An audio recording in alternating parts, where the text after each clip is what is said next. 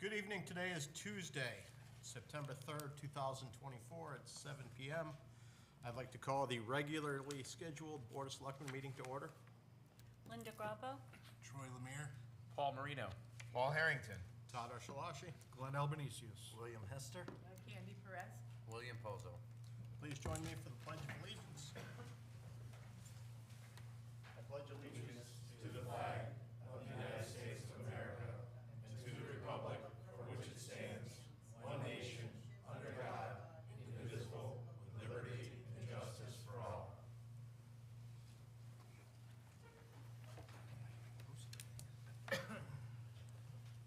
agenda review. Yes, Mr. Mayor, I'd like to make a motion to move from new business 10A up to underneath citizen comments, and we'll call it 5A. Thank you. Is there a second for that? Second. All in favor? Unanimous? Any other adjustments? Seeing none, moving on to item number 4, the approval of minutes of our regularly scheduled meeting on August 19th. So moved. Thank you, Bill. Thank you, Troy. Any discussion? Seeing no discussion, all in favor? Opposed? Abstaining? Passes. Item number 5, citizens' comments. The Board of Selectmen welcomes public comments. Speakers will be limited to 3 minutes and may speak once. Anyone wish to speak?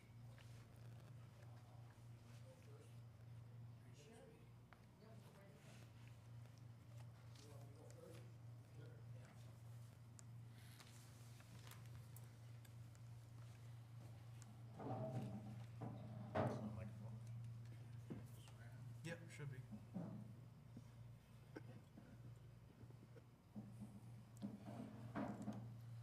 My name is Michael Pelican. I'm a developer. I live part-time in Litchfield, Connecticut. I've written the town manager letters and letters about the RFP that I answered on the 118 acres. He said he would get back to me. I answered it. I gave you everything you needed. And since then, teamed up with Vessel Technologies. We've done about 15 affordable housing projects in the state of Connecticut. You're coming with me on my housing plan for 700 units in the town of Litchfield, Connecticut. And I would like to buy that 118 acres as soon as possible, because all I come here with is money. And I would also like to help Mr. Miller on a building across the street that he's talked to Mr. Harrington about. I don't get any answers. You got a third time around on the budget. All we can deliver is money. And we would like to do affordable housing in the town of Winstead on that 118 acres, which is needed throughout the state of Connecticut, affordable housing under state statute 830G. And I can promise you, we can do it. And so I would like to have the RFP, we'll have Mr. Harrington issue something on the purchase of the 118 acres. Also, you got another 262 properties that we would like to review and possibly purchase. But I can represent to you that we have the money. We have financing. And we'd like to buy that 118 acres, which went out on an RFP for $450,000. I got the previous town manager, gotta help me with his last name, that I would take my offer up to $750,000. Nothing. Here we are, September 2024. I want to stress by having this meeting with you tonight that I would like to buy that 118 acres as soon as possible. We'd like to buy the building right across the street, which is an eyesore, right in the center of your town. Mr. Miller has had a difficult time buying the land from Miss Burrell. I would like to do something with that building too. I'd like to build affordable and market rate housing. They're all affordable on that 118 acres that you have owned for several years now, I believe, at least since 2015. do business. Just an old 82-year-old cowboy. Been building houses all my life. Called the city of Scottsdale. From $50 million on down. I just like my work. I just like being a developer of houses. And just here to promise you, with Vessel, that we will do a heck of a good job in the town of Winsted for people who want to live in this town but can't find an affordable house. And that's the major problem throughout Connecticut. And they're begging us to come to Waterbury. The Polish mayor there wants us in Waterbury, and we're going. We just, maybe we're old, maybe we're trying to do something, but we have a feeling for people who are in need of affordable housing. They cannot find help. They renovated, the company from Hartford renovated the courthouse. They did a 20-room hotel there. They have had no luck finding housekeepers. They have to travel. They can't pay them $35 an hour. And they're not getting housekeepers to come to clean the hotel rooms. There's no housing in Litchfield. None whatsoever, affordable housing in the town of Litchfield. They fought me hard. Now under 830G, right down from the governor, we're doing affordable housing in the town of Litchfield up to 700 units. And that's what I'll promise to do in Winsted to the best of my ability. Thank you. Questions? No, it's just citizens' comments. We don't have questions for you at this time. Thank you. And I'll leave this information for you. Okay, Thank you. next.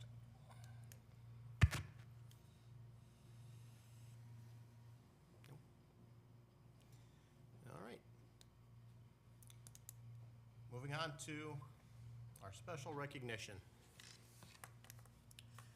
I'd like to take a moment tonight to honor former Selectman Sedlak for his time serving the town of Winchester on the Board of Selectmen, as second selectman, and also as a member of the Gilbert Board.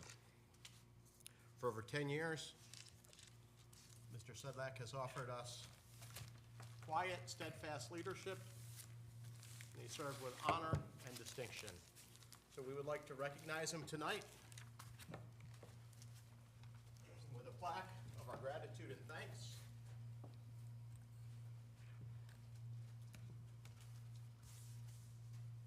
For his 10 years of service to the town of Winchester.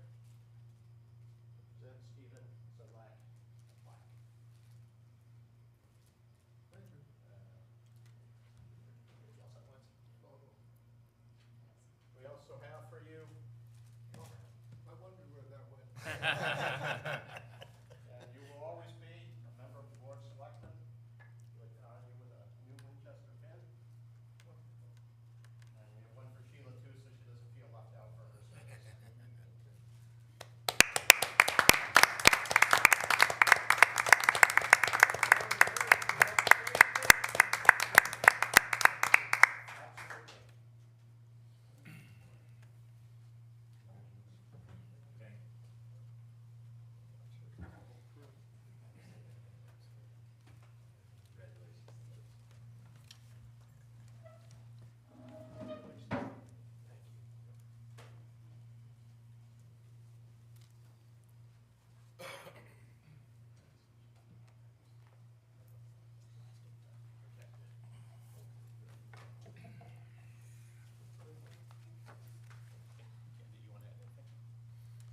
you want to add anything? Just a couple of words. I don't usually do speeches. I think you know me for that. Being acknowledged by you. Steve, can I just, and I do apologize, because I think what you're about to say we should memorialize. Would you mind getting a little bit closer to the microphone so then it's recorded? Not to embarrass you, but I think as parting words that we should have them recorded, so. And people watching probably want to hear it. And that too. Thank you, sir. Just a few words for you. It really has significance that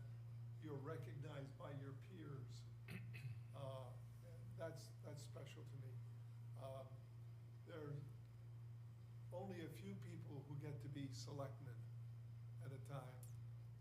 A very important job for the community, and I feel satisfied that I gave it my best for the 10 years that I served.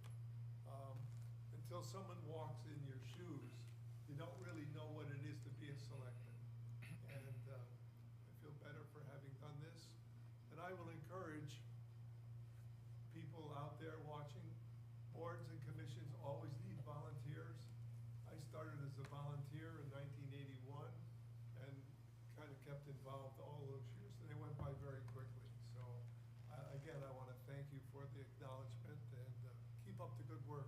I'll go home and turn on channel 194.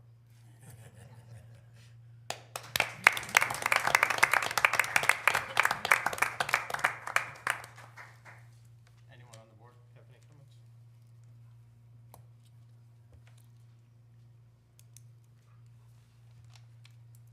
Moving on to item number 6, town manager's report. Tough act to follow, how do you but follow I'm that? gonna, I mean, how do you follow that? But I guess we'll try. Little abbreviated report, as you were all aware, I was away on a family vacation, not last week, but the week before. Came back well rested and ready to go. In no particular order, because when I sit and I start writing this stuff, things just start entering my head. So if it seems out of place, it's because that's how it popped in my head. But first and foremost, we extended an offer to the candidate for the fire marshal's position, which has now been officially combined with the housing inspector role, following an agreement with the union. We anticipate hearing back from the applicant by midweek, and the consolidations of these roles will give us the efficiency in fire safety and code enforcement efforts. If you go back, there was kind of a gentleman's agreement, kind of, well, you know, the fire marshal can maybe do, you know, the housing inspections, and, you know, you're dealing with a fire marshal's position, which is a union position, which has job descriptions. I thought as we move forward, we memorialized and we got union buy-in. We were able to get the union buy-in, so now those two positions have been officially consolidated into one. So good news on that. Pleased to report that we filled a police officer's position with the hiring of a certified officer. That now gives us a full complement in our police department in terms of the patrol area. Unfortunately or fortunately, we did recently test for the sergeants. We do have some vacancy in the sergeants, so if we fill from internal applicants, we are going to then have openings in the patrol, keeping in mind that there are one patrol officer that's on FTO, graduated from the academy, and 2 that just started the academy. So we're still 6 to 8 months away from really feeling that, and then if we do promote sergeants from within, we're gonna have more vacancies as well. I do want to talk about the vote of no confidence that I know came through since our last meeting in my vacation. One of the things that now we've engaged with is on a bi-weekly basis. I will be meeting every 2 weeks. I will be meeting with the police chief and the union representative in my office to make sure any issues that are potentially brewing are brought forward right away where potentially we can address them. I think a lot of the times what possibly caused this vote of no confidence was potentially things festering, things not being dealt with. I think in a short period of time, you all know I'll dive in with both hands and both feet and take this thing on head on. So if there is an issue, for example, you know, the contract that was solidified, you know, just as I was starting, I think we did a very good job in addressing the wages. I think there's other areas in the contract that we may have not addressed because we were concentrating in that one particular area. So through some MOUs and through some talks, we're addressing those as well. You know, prime example is notification of a complaint. You know, the language was a little unclear. We've cleared it up, so now both sides of management and labor understand what it ultimately means. So that does have my full attention. I am going to be meeting every other week with the union and with the police chief and making sure that we can move the department forward, that, you know, we have peace and harmony down there, and everybody's coming to work, you know, to do their job. So it's a moving situation, but I wanted you all to know that it has my attention on it. Months ago, or a few weeks ago, you all had asked for director's reports. At Thursday's meeting, I'm going to start getting those director reports. We're gonna split them off.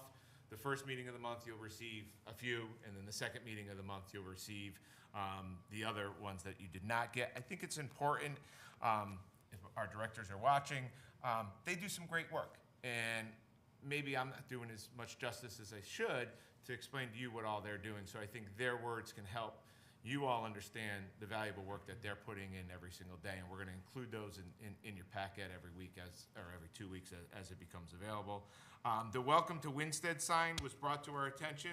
I see Candace back there. I wanna thank her personally for the tremendous work and emails that she went back and forth with me and some others on. The sign is over at the shop right now. We will get that Welcome to Winstead sign hung back up again for a lot less of the price than we originally thought going into it. So the Winstead sign is coming. That was talked about. Another item that was talked about was the Sue Grossman Trail. We did receive a grant for a little over $2 million. I started talking with the teams and began the conversations of, okay, what does this grant entail? What do we have to do? I was hit with some unfortunate news, but not everything's impossible to do. With the $2+ million grant, the town needs to match $500,000. There was no mechanism to fund $500,000. We're racking our brains right now potentially of where to find $500,000. Do we potentially put it in next year's budget as a capital item? You all know we've already put $200 and some odd thousand for the next gen system. We need to be careful. So we need to really understand dollars and cents. But we're really gonna go out to an RFP for a feasibility study to see exactly what companies would charge us in order to get in and start doing some of the work and trying to figure out, does $2.5, $2.6 million really unlock everything that we're looking to do? So more on the Sue Grossman Trail, but right now, if any of you have an idea of where we could potentially get a $500,000 match, that would be really helpful for me. And I bring this point up because I think we have to be very, very cautious in the future when we go out for grants. And when we go out for grants, and grants are great, and it's quote unquote free money, and if it doesn't go to our town, it's gonna go to another town. But if we don't have the funding in place for the match, and we have to turn back that grant to whether it be the state or the federal government, we're gonna be blackballed. And they're gonna, well, we gave it to them once before and they couldn't deliver. So one of the practices that I've done for several years is that before we go out and we go apply for a grant that has a match, we need to discover what the funding source is going to be for that match.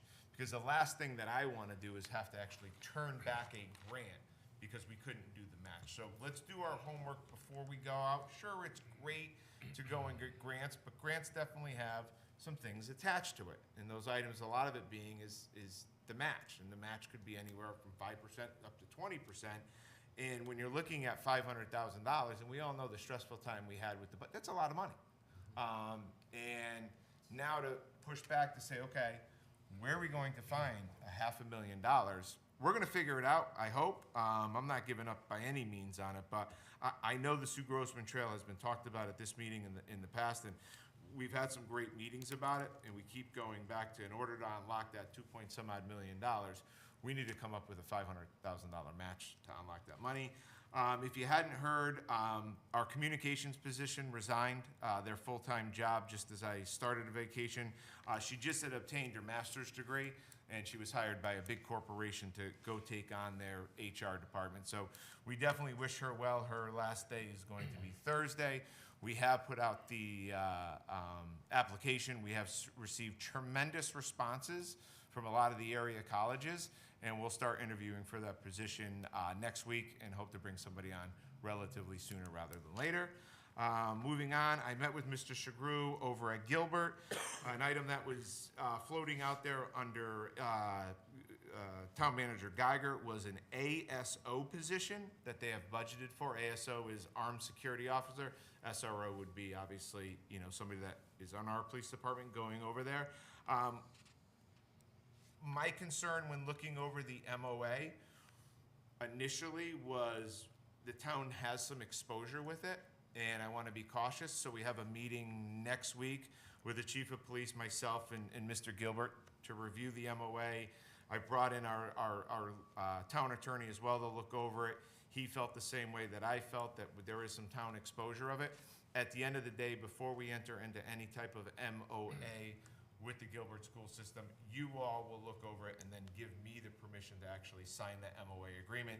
That actually was stated and confirmed by our town attorney that I should get Board of Selectmen approval on it. Moving on, we had a very productive meeting with the House Minority Leader from Hartford regarding the proposed Public Works Garage and Police Facility.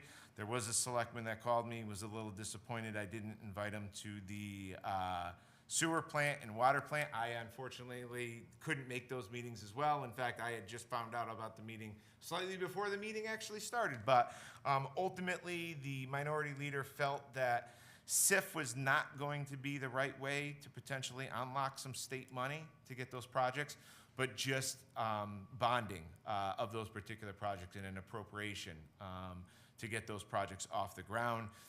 We're going to put together, we're still out with the feasibility study. We extended the feasibility study by 2 weeks. We've gotten a lot of interest from different firms looking to put in an RFP on it, which is great news, with some questions that some of the firms came back with.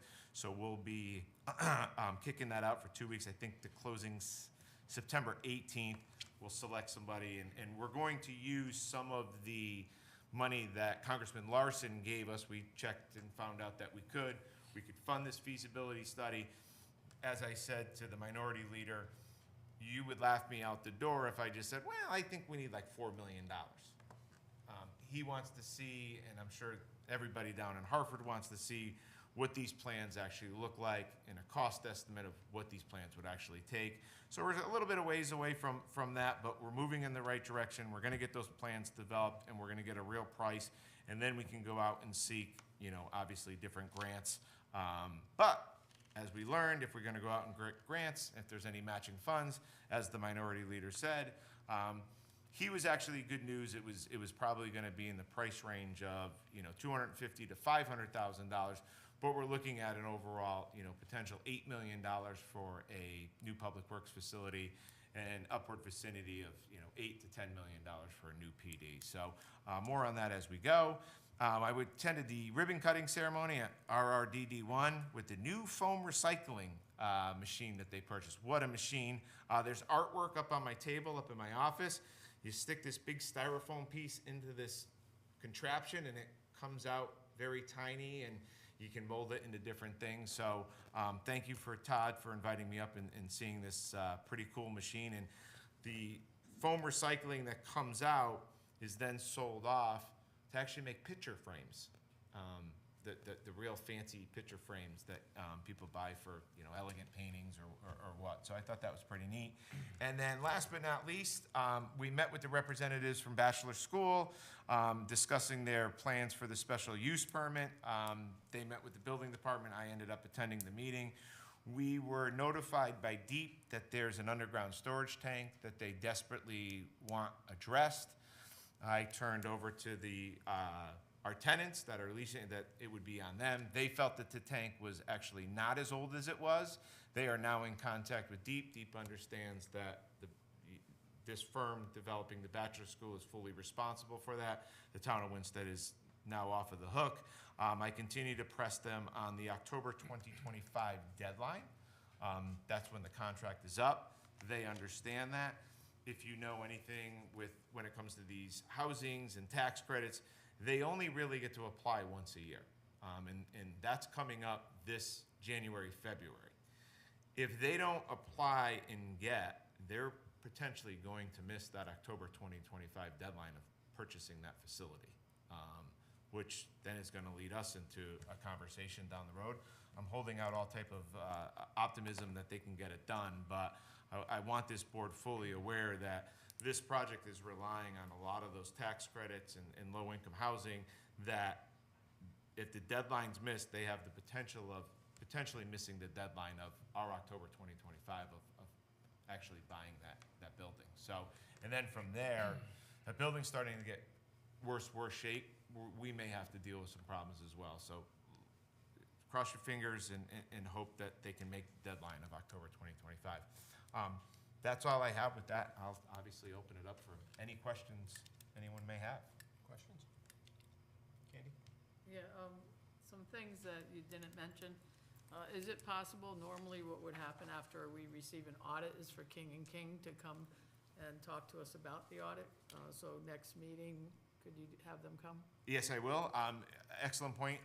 King and King, I was going to bring that up when, later on in the agenda, we have an appointment of a auditor moving forward. King and King has been invited and accepted for our next meeting. Going to tie it all under the finance office update. We will have the auditors from King and King here to go through the audit, talk about what they found, and answer any questions that the board may have. But great question. Right. Yeah. The other thing is too, I've been talking to you and I've talked about this in the past, and I also have some stuff for later tonight about roads, because all we heard about is roads. You know, in the budget, roads, and there hasn't been anything discussed since that time. And so I've asked us to have a clerk of the works out of the bonding money. I also will have some papers I hand out later that have every 81 miles of road and road segments on it, and I'm just gonna ask later on about making sure that Public Works can produce that again in the form that it is. I think it would be helpful for the entire board to see that. And coupled with that is, we have 3.5 months to go before you start your next budget. So when Anne Marie comes next week, I know I've been looking at some projections for what the budget will look like next year. Is there gonna be, you know, we looked at the fund balance, what money was left over from this past current year. And if you could find out how many veterans, because the state legislature gave 100% disabled veterans a complete tax abatement. And I don't know how many we have in town. I know another community lost 7 million. Well, it didn't lose, but yeah, they did. Because the state legislature's not sending any money to cover it, so it has to be covered by local property tax on that. So I don't know if we have like 2 or 3 or something like that.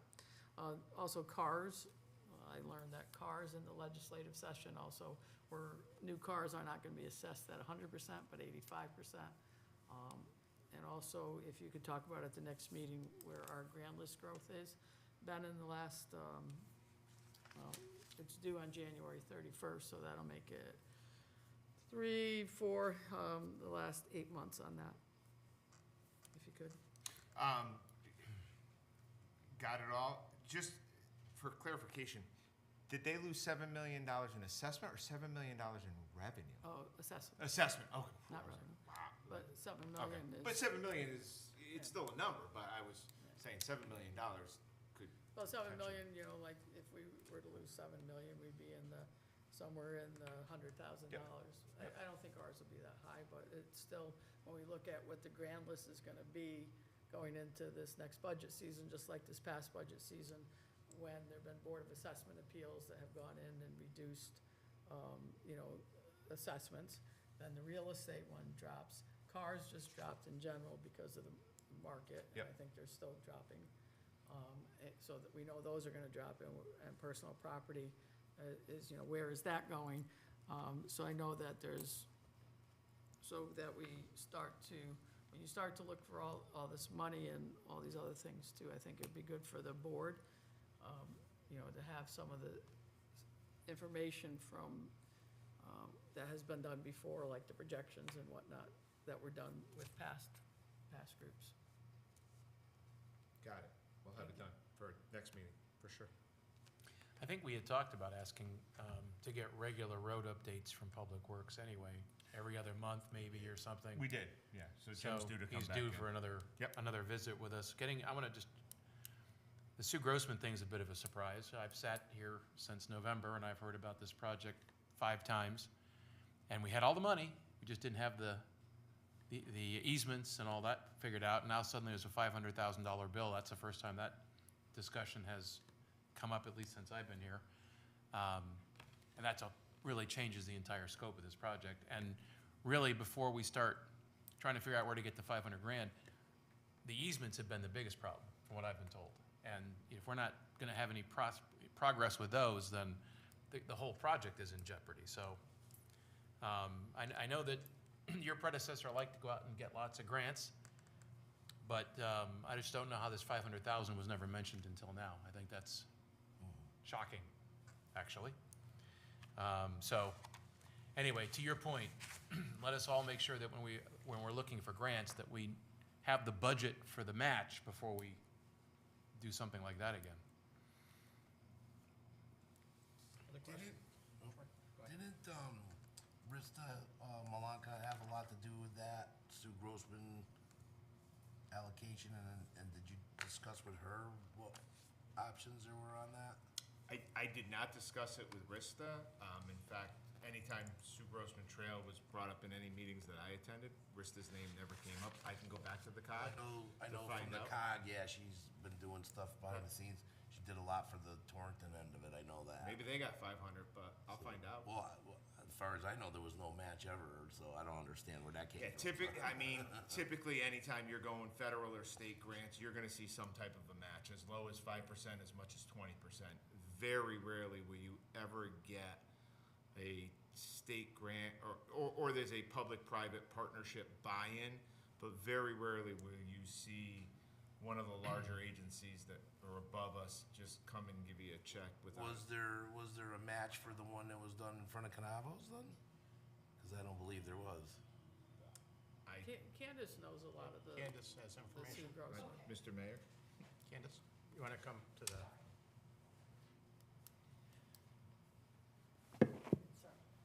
Malacca wrote the original grant for 1.5 million that got us 1/3 of the way up, that was supposed to take us all the way to Winston. That was 7 years ago. This $500,000 on our website says no match.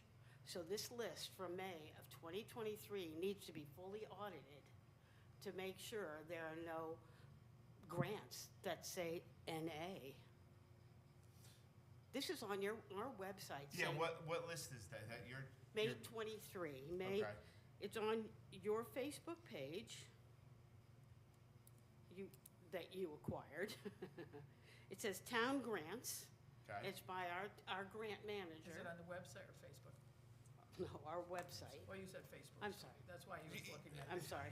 I'm Because sorry. it's on Facebook, it's He was looking always at you real. funny. I was gonna because say you said that, the wrong there thing. is, That is there is really the real. accuracy So test. this is on your page, Okay. our website, under Town Grants, and it's from our grant manager. Yep, Dated May 2023. okay. Says no match. That's what I thought, right. I So wouldn't you've have never thought heard of a that. match for this then So either, what do you- Candace, right? There's we've been told since May, we were granted this with no match, and it's documented on the website as such. But what does the grant say? 500,000. Yeah. So You know, we've gone through a lot of the legwork, and ultimately what it's boiling down to is if you want to unlock the 2-point-some Oh, odd no, million I dollars. get it. Yeah. I think you need to audit the whole Yeah, I list. Yeah, no, Well, yeah, website I didn't accuracy even- is a problem, obviously, Well, but, Right. yeah. I didn't even know that what you're inferring was on our website. I My get Bible. down rabbit holes, but Yeah, that's one I haven't gone down. But I was, Lance was in the meeting when it Oh, I was know. discovered, and I pretty much lost it a little bit in that meeting. And I think you said- need to look at all the grants that Yeah. are listed Yeah. here. Also, so Rissa wasn't a part of this. This was done by the town manager and our grant manager for this one, for the 2 million, so. Yeah, I Well, didn't think. she is now on our Planning and Zoning Commission, and she's also a member of the COG that we belong to. You might want to reach She out. doesn't work for the She- COG, she's- she's a member, yeah, she works works. for the COG. She's on Yeah. EDC with the COG, not trails or whatever. But she knows everything about that stuff. Maybe she can help them with Yeah, I that, can talk. to say. Yeah, Well, she wrote the original grant. Right. so we'll find out. I just wanted to see if you waste your time wondering. Well, the other thing with the trail, because I was at a meeting not too long ago, they started talking about rerouting the trail, rerouting it from where originally it was planned to go. You know, because there was this big, huge green book that I had for a long time when it was first proposed. And that, the trail was supposed to go one way, and now there's been talk about rerouting the trail to somewhere else. You know, and the easements and which way it's gonna go. There was some discussion going back behind Public Works, There's the river that goes through there behind Public Works and coming up by the cemetery, which is mostly public land. There might be a little bit of easements needed there, coming up, Route 8. Or now there's talk about going across Route 8 and behind other places which would require the acquisition of some property. So I think that, a long time ago, I said that if there was a committee for the Sue Grossman, like they have in Torrington, that there was this committee that could talk about all these things, and that it just wasn't for town staff when you get some time to do it, and that there were people that could, carry some of the balls that are seemingly up in the air for this. It's kind of like when we did the lights after we had them fall. We had a small little group, everybody took a piece, and the next thing you know, the lights are up. So I would suggest that with the Sue Grossman, that there perhaps be something like that, where there is a little group to help you all out and catch the pieces and know what has to happen on it. I like that idea. Mr. Mayor and Board, if I could, I want to go back to one other thing that Selectman Perez said. She had brought up a clerk of the works to start. I love that idea. I know we talked about it recently. We do have the money. On my list is clerk of the works. I do want to get that posted. And this is not a particular shot at our public works director who says that he doesn't have the bandwidth. Well, let's get him the bandwidth. And by getting him bandwidth is getting him more hands and getting more shovels in the ground. So look for that sooner rather than later. I just need to find that little bit of time I can sit down. But the clerk of the works idea and using the particular bond money to fund it is a great idea, and it needs to happen, and it will happen. So I skipped over that, but thank you. Paul, you had something? Yeah, the Public Works garage, and again, this is another surprise. I was led to believe that there was a grant in place for that. Yeah, That money, or not necessarily a grant, but there had been money from the state that it had been set aside for that project. It was a federal grant from Chris Murphy's office. That's how Josh got these big amounts of money. And we've always known that the Public Works had to be matched. We've always known that. Right, so you're talking about the bonding for the match? Because I think what you said was that suddenly that wasn't going to be an appropriate source of funding anymore, and now we had to look at bonding the whole project. No, the state would be looking at bonding the project. So every year, the state has their, their budget. Okay, and so every year they I go out and they misunderstood borrow it. It would X be the amount of- state bonding It would be it, the not state us. bonding. Okay. Now, let's see how that all pans out. I mean, one thing I can say is that you can leverage state funds to help with the match of the federal funds. So you can, but the state will not allow you to not have any skin in the game. The state will be looking for some type of money. I to put in also the think it'd project. be appropriate that when people are looking at the feasibility studies of all this, and I read in the newspaper what the thoughts were for that, for the garage and stuff like that, is perhaps there might be a scaled-down version that would be something that everybody can afford, right? Because I'm seeing the Public Works garage, I'm seeing the police department, we already know our bond, for the roads is still being paid for, people don't, the budget was difficult. There is not going to be large sums of money that we're going to be able to bond.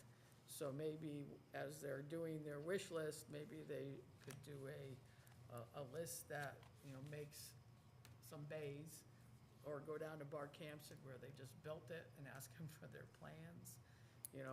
Instead of spending all the money on new plans, there's plenty in the area that have just done something. Maybe that would be helpful. Good idea. I will say that the conversation how do we take this in sections? One of the sections that's really needed is the repair bay.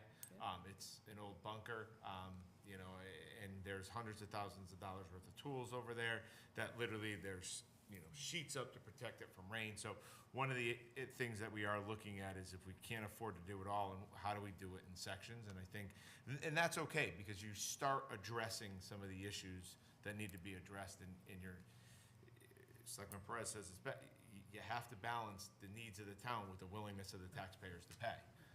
When you have little to no grand list growth, you have to,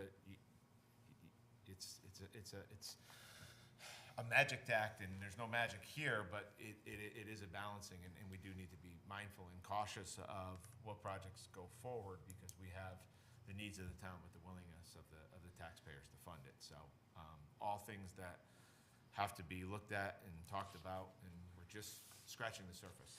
Well, sooner or later, we're gonna have to Bill. bring. Sorry, buddy. Not that I want to keep this going, this conversation, but did you look into maybe putting the police department with the Public Works building as a combination, maybe getting funds in a combination? Because I recently with Region 5, I've been visiting other towns, and they're starting to move in that direction. They're starting to put their, transit authority, their Public Works, their police department. There's even, in Waterbury, the fire department is right off of one section of the building. They just, I don't know, what was the $80 million building in Waterbury, but I mean, they have garbage and everything, it's all in one house. So, I mean, maybe if that is a thing to help us get more money, because we're doing 2 projects and combining them into one, I don't know. It's a thought. I mean, I know we have the Bank of America building back there. I know with PDs, they're a little bit different because of the security. You have prisons, you have evidences, and you'd have to have massive protection for those particular areas. So I haven't never seen a Public Works / PD ever put together, but that's not to say it doesn't exist out there. I guess we can look at it. But then I go back to, we have a Bank of America building that we just put a nice roof on. But yeah, I mean, all ideas are ideas. All different, yeah. So Just something throw it that as out I think the yeah. studies are gonna give us a lot of information. I'm They are. sorry, Bill, I know you were next, Bill, but the studies will give us a lot of information on what the costs are gonna be. And one thing we learned from roads over the last 30 years, that Band-Aids don't work, right? So when you got plastic covering tools in your Public Works building, you go, okay, we really need to address that, Gotta see right? that building. When the police department lives in the basement and you can hardly walk through the hallways down there, you go, you know what, we really need to address that. Yeah. So let's look at the feasibility studies. And Candy, to your point, the money's tight, we get it, but let's at least see what we're in for, figure out if we can pay for it before we just go, let's, try to fix one part of that building that's falling down. It doesn't make a lot of sense to me. I'm sorry, Bill, go. So, all I was gonna add is we're gonna need to look at it sooner than later. We gotta come up with a plan. I toured that entire facility with Jimmy. I spent a day over there. And, that building, I mean, it looks bad driving by. It's in way worse shape when you go through it. He's, I believe, 2, maybe 3 times he was written up by Steve Williams, the fire marshal, because they have water. They have a section of roof that can't be repaired. The roofers have just told them it just can't be repaired anymore, pouring in on their main electrical Yeah, that's panels. crazy. And they've tried to literally glue cardboard over it, put plastic, to keep the water from pouring on the electrical systems. I mean, not to mention the flooding from the river down there. It's bad. They've had to empty their repair bay out 2 or 3 times with toolboxes and everything because the river comes up, and so we have to scale it down and sectionalize it temporarily. Something's gonna have to be done sooner or later. All right, let's move on to item number 7, correspondence. Does anyone have anything?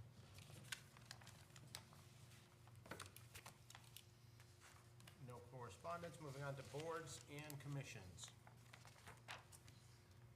Okay, I guess we have up for consideration tonight, one application for the Laurel City Commission. It's Jill Sitney.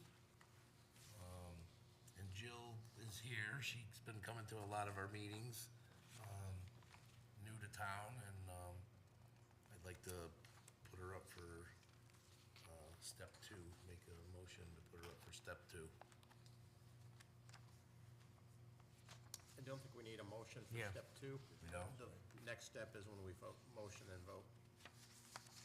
Okay, anything else? That's it. That's all we have. And of course, as Steve would say, there's other boards that need people.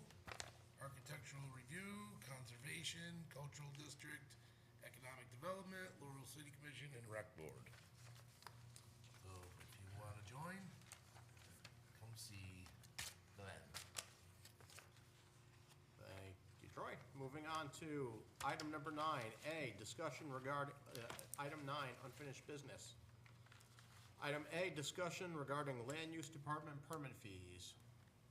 Thank you, Mr. Mayor. With me tonight is our town planner, Lance, and our building inspector, which, oh, by the way, I don't know if I mentioned this. Augie recently passed his license for building inspector, so I don't know if I mentioned that to the board, but Congratulations.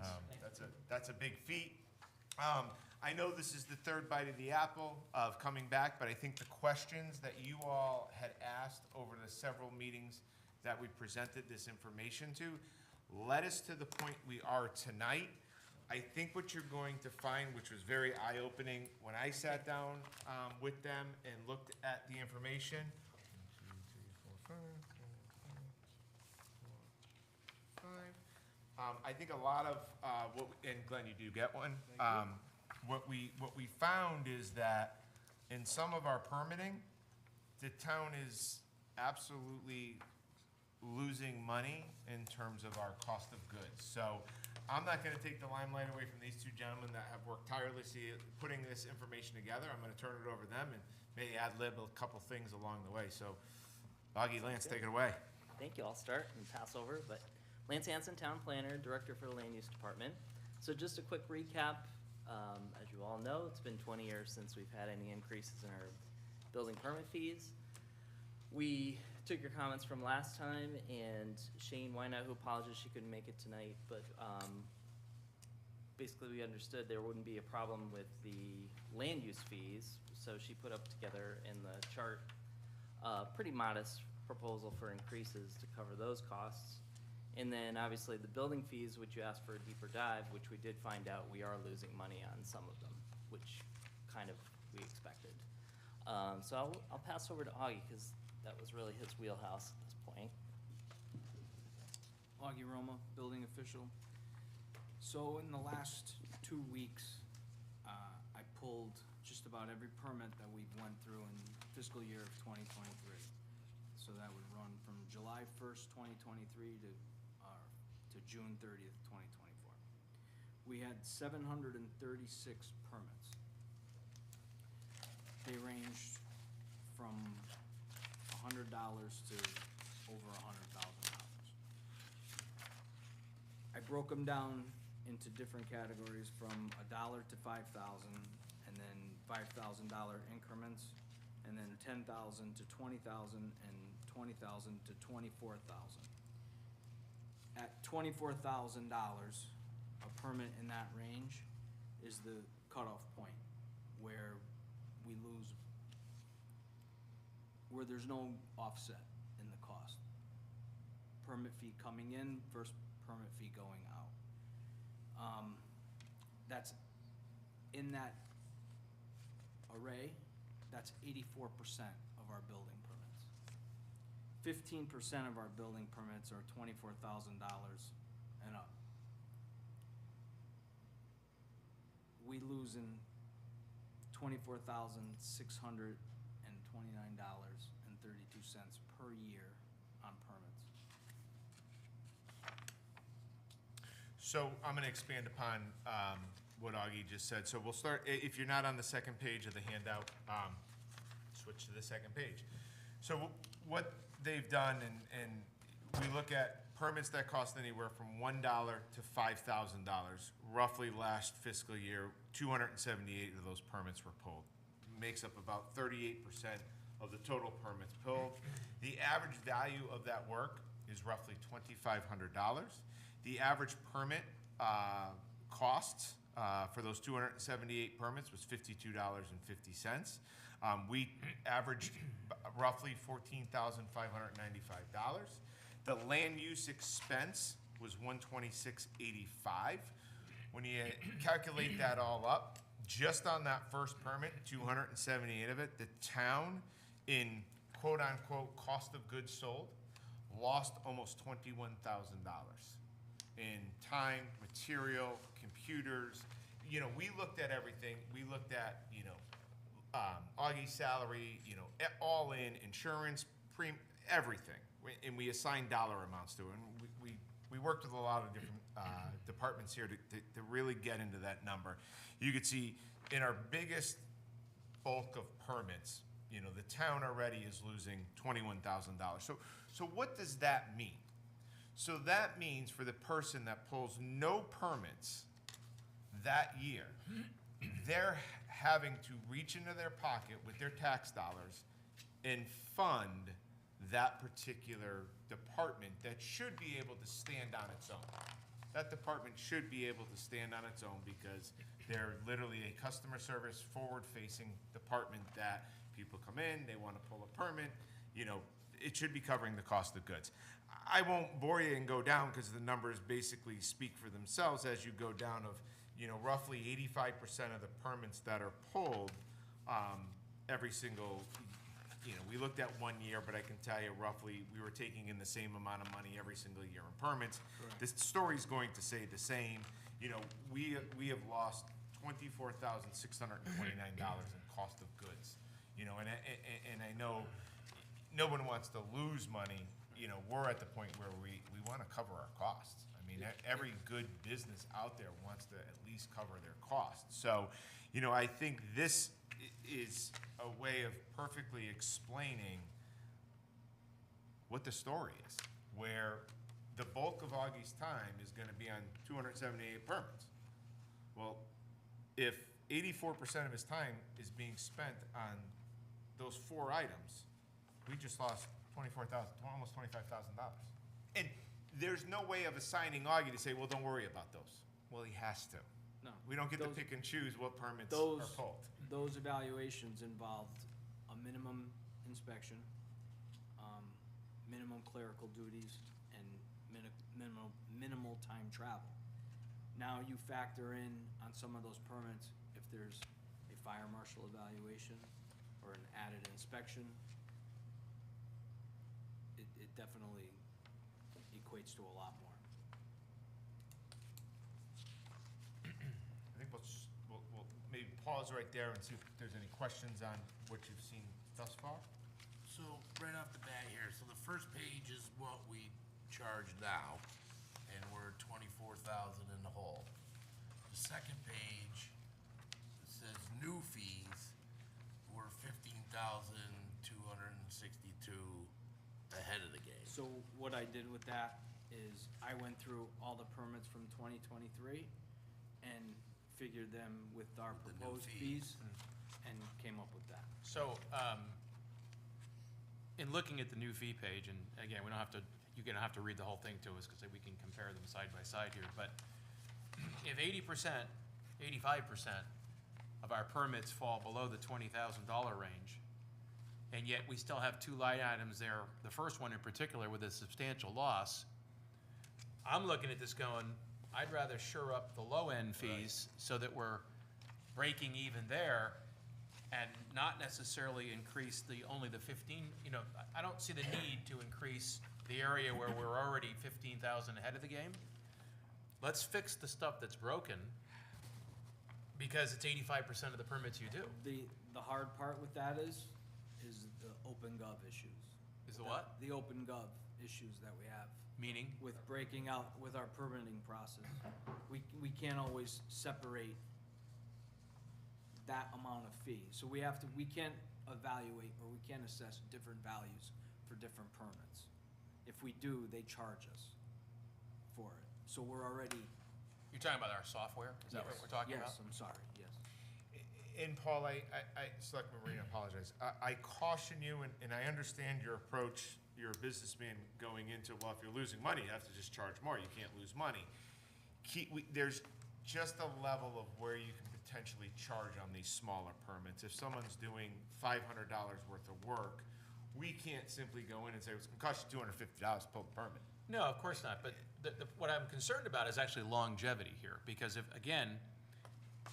that's where all the permitting happens, is in that 85% area, if big projects slow down, for example, now we're gonna go back into a deficit, because you don't have enough big projects to carry the weight of all of the small ones. And I'm not suggesting I come in there for a $500, I don't know, front step, and you should charge me $250 for the permit. But obviously there's a scale based on the dollar amount of the work.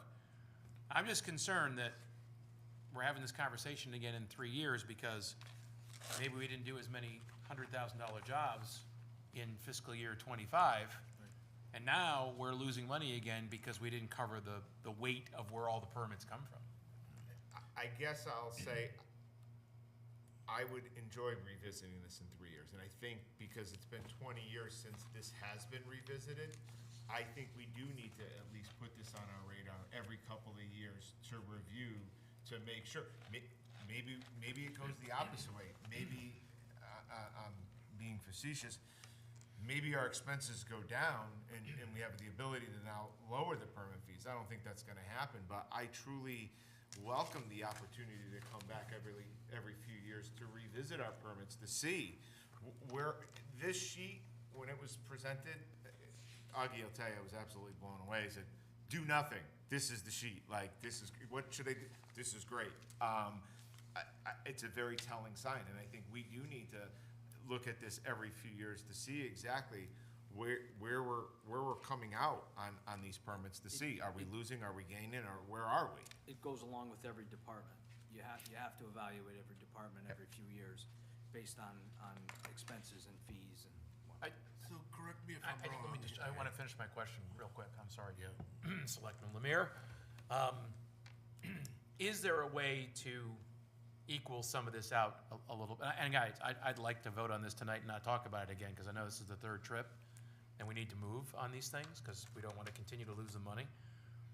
But based on your limitations with the software, is there any way to balance a little bit more of the lower end permits and carry a little bit more of that weight, than just put it all to the more expensive permits? Well, the $24,000 cutoff, if we raise the fees, with the exception of the $5,000 to $10,000 permits, well, with the exception of the $5,000 and the $10,000 to $20,000 permits, I think it's a fair assessment to, as long as we maintain a value across the board. I mean, you're looking at the I think if- individual permits and the dollar amounts, so I'm looking we at don't the have end- the luxury of I'm looking at seeing the end those. result, and Yeah. Yeah. and Well, I would rather, But it's it's math, it's math. right? It's math. It's If math. you're gonna charge, $30 for the first 2,000, or $30 up to 1,000, and then every $18 for each additional, the large projects Are are gonna going pay to, more either way. are gonna be $100,000 worth of $1,000 that you charge on. Whereas a small project is gonna be, 30 and 18 of $2,000 rather than $100,000. So I think It's the still only- reason that the value of work and permit cost is up there, it's just math. It's still Multiply. manageable. It's still manageable for everyone. By raising it just a few dollars and proposing what we're proposing, Right. for the smaller permits, where the smaller values of work, where we would feel bad by charging them, let's say $250 on a $1,000 But it's fair permit. per 1,000. But it's fair per It's 1,000. fair across the board, depending on the Correct. project. And Correct. Is software included in these costs? Yes. Yes. Yes, so I went through and did an evaluation for each permit. Yeah. Just to give you an example, the software, costs us, and I took it on a 90% of the cost of the software, costs us .0022 per dollar, per permit, Do we have a sheet? or per $1,000 of work, I'm sorry. So the last page says permits cost per fee, right? $1,000 permit is $30. That's the fiscal year '23 number? Yes. Do we have the comparison on what this looks like on the new fees? In other words, what is the permit fee on $1,000, up to $1,000 permit on the new proposed? No, on the proposal, it's $30 for the first 1,000. So if you look at As this, opposed to $30 for 2,000. I was just going off this page. We don't have a comparison on the new ones off of this? If you go to page 3. yeah, page, is it 3, Todd? Excuse me, right? Where you see, is your page building permit evaluations? Yeah, I was just looking at this nice, easy page. No, no, To well, see if we had a new one next to it. I didn't include that in it. So it's on this other thing. So request to increase permit fees Yep. at the top. So like Paul was saying, I mean, if you look in here, the ones that we're low on, all right, the land difference for, 1,000 or $1 to 5,000 was $126. And we're charging $52. I mean, again, how much could it go up for us to change that one, maybe the two lower ones that are costing us money? I mean, what would be the software cost? I would have to get to you, I Right, don't but know. you're still gonna be charging the lower permits, still- more per right. thousand, more per 2,000. It's Yeah, you your can't- cost, what it costs to do it, Right, but right? It's the costing reason the it town to costs, do it. It's Right. not like we're gaining money on it. Here's the other end of that. Being the way I think, if we charge the lower permits a couple of extra dollars, then everybody's gonna come in with a lower permit fee, a lower permit evaluation. I think we have to maintain an even keel all the way across for permit valuation. We can't nickel and dime a lower one, a smaller value project for a bigger value project. But we're also not in the market to make money on permits for the town. We're not looking to make money, we're not a looking to, we're business, looking we to don't- cover the costs. Right, and That's that's what all I'm we saying. are, and we're not. The two right that now. are the worst are the lower ones. But I mean, We would cover the cost Well- as long as we don't lose the larger So, projects. right, well, that means the larger projects are covering the cost to do the smaller projects. They're not, So though. somebody's paying for it. They're no matter not right what. now. They're not right now. They're not right now. But they have been in the past. No, they haven't. For 20-something years, they have not. But because under the our proposal, fees they have would. not changed. Under the proposal, Augie, if I understand it, they would. They would, Right. yes. So in some ways, we're asking the larger permit fees to cover the cost of the lower permit Correct. fees. but I think you're still missing the point that the fee per thousand is still the same. So you get charged Everybody $20 per thousand. Right. And I get charged $20 per thousand. It's up to you how many thousands you're gonna spend, it's up to me how many thousands I'm gonna spend. So if we say, because I'm only gonna spend 2,000, I'm gonna get a $40 per thousand understand, yeah. permit fee. And because you're gonna spend 100,000, you're gonna get a $20 per thousand permit fee. That is not equal fees mean- in terms of taxation. No, right? That's the way it works in the world. Like, you get an oil delivered to your house. You get 150 gallons or 50 gallons. They're not gonna lower the price because you got bored, and they're not gonna give you, you no, know. but to Candy's They're point, not gonna, you're still getting the same. Unless you wanna do a minimum permit cost. here's the problem that what Candy's trying to say, Troy, is this. The fee per thousand is the same, whether you're doing it, I understand. right? The problem is that if you do a $500 project or a $2,000 project, it essentially does not cover our costs. At the fees being equal from 0 to 100,000, it doesn't cover our cost. You have to have enough of the bigger jobs to cover the cost, is what it comes down to. And that's in every And town. that We're not does unique. make sense. That Unless does you make wanna sense. do a minimum permit. Well, we're gonna have a minimum, we already have a minimum permit fee. We wanna lower what the minimum costs. Right now, Or it's cover, Yeah. I should say, covers. Instead of $2,000, we wanna lower it to $1,000. No, but I mean, if you just had a minimum permit fee of $75. Right. For every permit? Yeah, Yeah. I'm just saying. Oh, like, yeah. I mean, the only way that you could fairly, in terms of math and reason, to make sure it's fair across the board to every single person, is every single person gets charged a $75 minimum Right. permit fee. But, so we evaluated that, and we went through all the towns that we, in the past that we've given you. And the minimum permit fee always covers a certain dollar amount. Right. So by giving them a $75 permit fee, now we're gonna have to cover them up to, say, $8,000. Yes. And if we change our permit fee structure based on that, I will guarantee you we probably will lose even more money by doing it that way. It is an It's- honor it's a- system, It's an It is. offset. it's an honor system program, so you have to. Well, we do evaluate it. Yeah. We do. I mean, Augie does go out, and obviously, if somebody's if somebody comes in and says, oh, I'm putting a roof on it, and we all know the price is a roof, so it's a $1,000 roof job.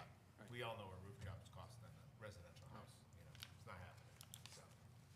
I think we just have to monitor it, because if we start losing some of that 15%, we're gonna have to revisit it. Because the goal is to break even here. It's not, Cover costs. You yes. cover costs. we just don't wanna we don't wanna spend $40,000 a year anymore for the luxury of issuing permits. Nothing is going down in price. No. Fuel is not going down, cars aren't going down in price, nothing is going down. No, and we did look at the true expenses. I mean, I was ready to pick this all apart, and I said, well, did you back in FICA? Did you pack in, you know, your benefits? Yep, and Augie was able To the point where he had to call the town. I had to call finance, be like, did he? Wow, Augie did a good job.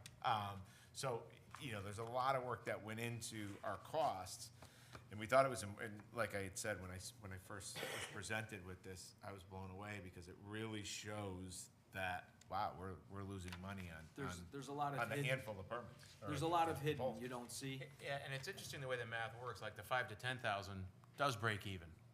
Only know. if we raise the fee. Only if we raise the. Right, fee. I'm looking Yeah. at the new fee structure, but it, you know, the 5 to 10 breaks even where the 10 to 20 doesn't, and then 1 to 5 doesn't. Here's the thing, though. Now, add in, so the return on that is only $9.65.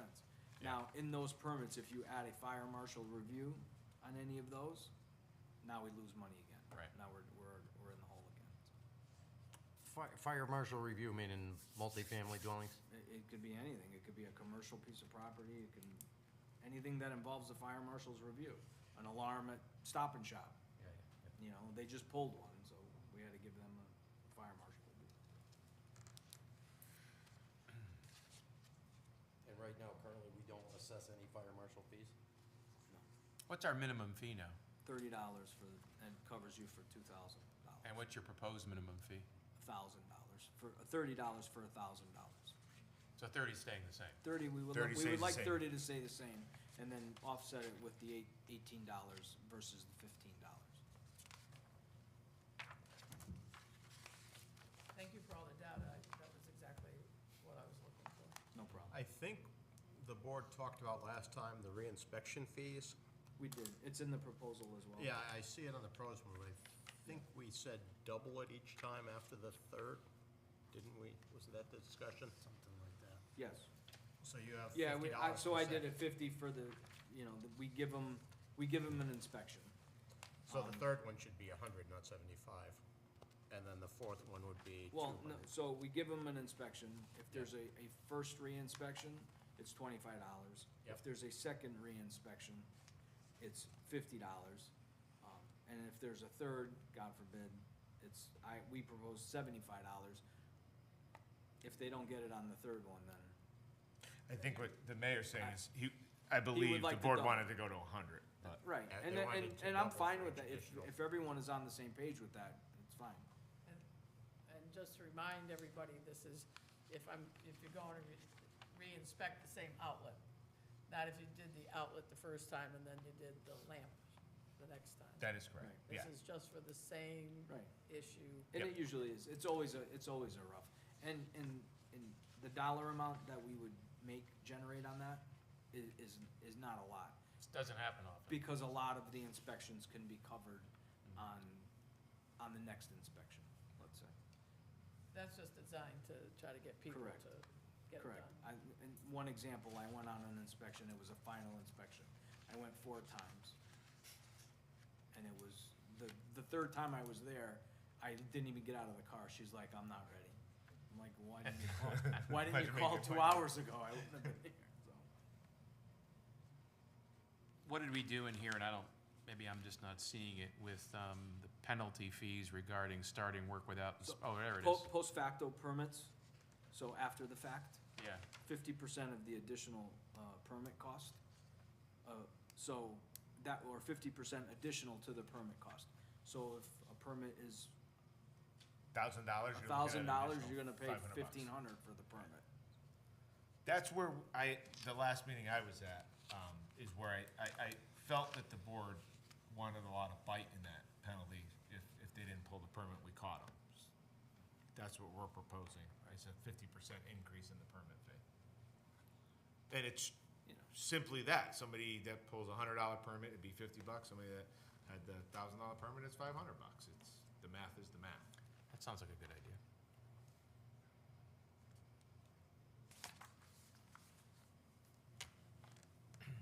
Yeah.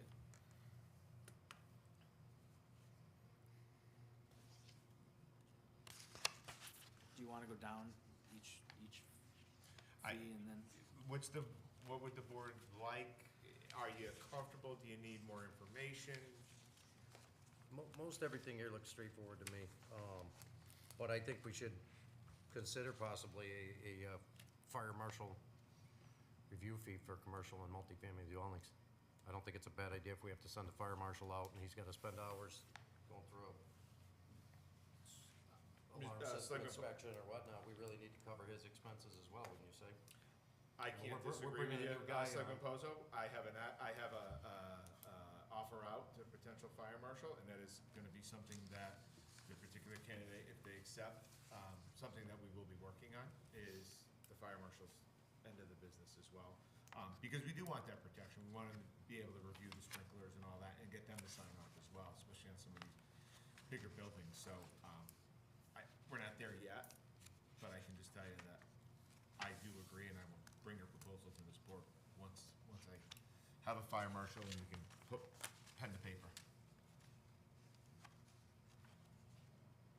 Well, then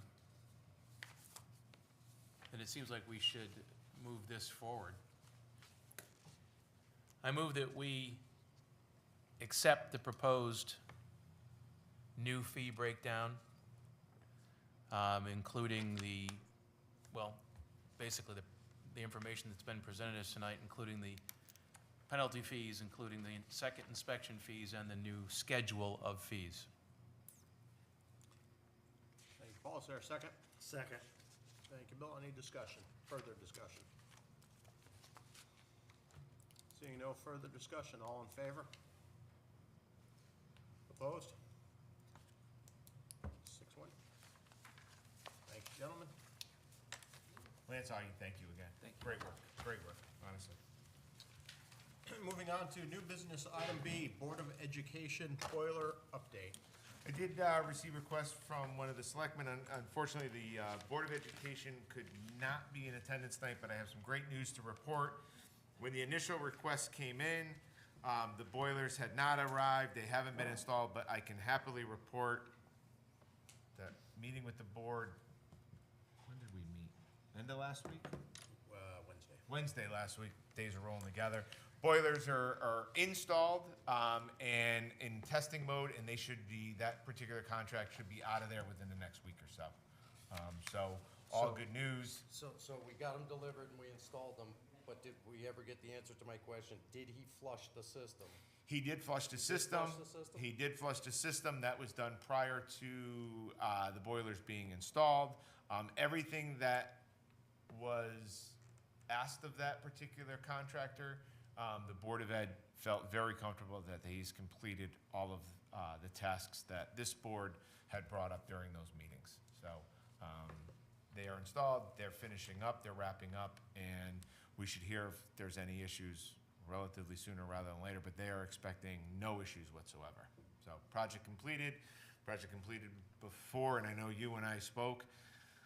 These things aren't here, it's gonna start getting cold, but everything had come together, and I'm still waiting for a final price. I know we gave up to an amount, so I still couldn't get that, but they have $560, I think the amount was. But they didn't come back and ask for more money, so that's a good thing. Yeah, or they did. Those boilers are in. It'd be hard to ask for money now, but nothing's, I guess, off the table. And they're way ahead of schedule. And they're Sounds way like ahead it, of schedule, yeah. yes. Way ahead of Yeah, schedule. way ahead of schedule. Yeah, because we were looking potentially, what was that, almost like a 12-week lead time. We were like racing that we may have to have one of them work, and, you know, with October, Well, November I know rolled lead around, but times have gotten way better in the we should have, this system. Again, one of the things I'm really wanting to know, I brought this up at the Selectmen's meeting, I'm waiting on this answer, is our, what's the system called, the brains of this thing, the fancy words you all use. Oh, the building management The system? that's the word, yeah, the building manager, that it talks and everything goes off without a hook, so that's where I'm really gonna dive in. It's gonna, 'cause- yeah, that's gonna be the trick. And the other thing they need to get back to us on is we had talked about putting a chemical ingestion system in these, which they did. Now, the Board of Ed needs to figure out what they're gonna do for a chemical company for monitoring. It's great to put the system in, but you actually have to add the chemicals to these boilers, and somebody needs to monitor that and record that information. I took note. Let me get some answers on that. Let me find out. I don't know the answers to that, so I have that. Any other questions? Moving on to item C, discussion regarding the ordinance on hanging flags or banners on town property. Thank you, Mr. Mayor. So I'm going to ask that we table this particular item on the agenda. I am not fully ready to propose an ordinance and to even talk about it. I've gone down a few rabbit holes since there was since I found out that there was potentially banners going to be hung on the town of, okay, what's our ordinance? What's my purview over all this? What are we allowing? What aren't we allowing? I started going down a bunch of rabbit holes, and it comes down to liability and permission is really what it's boiling down to. One, we are creating some type of a liability by allowing people to go out there and hang particular items on a pole. What if they get hurt? What if this thing falls off of the pole and then hits a particular walker? Who's responsible? So one of the areas that, in what I had proposed originally, doesn't even talk about insurance and liability, but I think something that I would propose to this group is that if we have some type of ordinance allowing flags or banners, that whatever agency is doing it, they need to take out an insurance policy and naming the town as being insured. The next thing I started going down is some of the poles that are being discussed, we don't even own, Eversource does. How do I give permission to a pole that isn't even under the purview of the town of Winchester? So another area that I'm gonna probably come back at this with is ensuring that you have Eversource's permission to hang things on their particular poles. And what does Eversource think of all this? Because I have news for you. If something were to be hung on a pole and it falls off and, you know, the particular person that got hurt finds out it's an Eversource pole, they're gonna say, we never gave permission, and it's gonna come right back on us. And we're the ones that are gonna be named in the lawsuit, and we're gonna be out, you know, obviously a lot of money, and then it comes down to, what does our insurance allow and what will they pay? Because you gave permission for something you didn't even own, you didn't even have. So I guess what I'm saying right now is I'm going to pause any type of activity on our polls right now until I can get this straightened out and present something much more in-depth than what I gave you all earlier on. That's what happens when you have a weekend, you start thinking a little bit more. But for right now, I wanna pause everything and come back, hopefully sooner rather than later, with whatever we wanna do. I've been looking at other towns. I've talked to the COG as well. They've mentioned some ideas. That's where I'm at.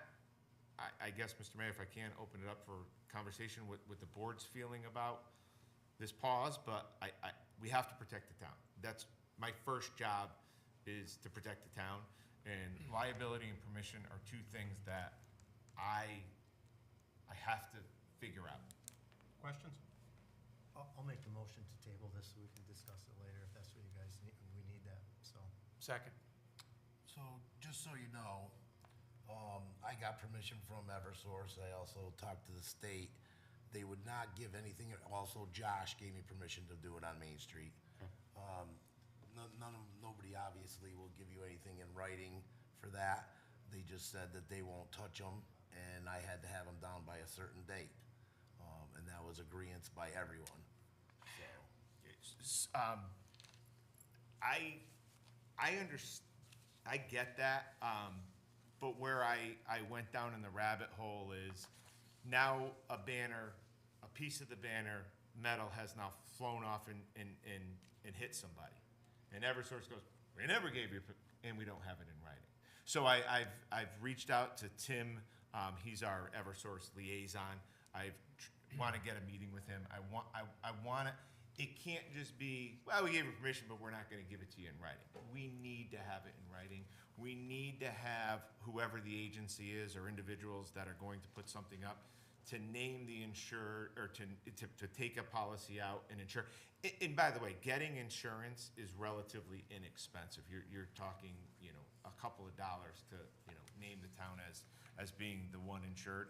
I just see in the day and age that we're in, and when people get hurt, the immediate reaction of what people do is calling a lawyer, I'm suing the town, Well, that's for everything. and that's for everything. So You got sidewalk liability, you got everything, We all kinds need- of liabilities. we need to protect ourselves at all costs.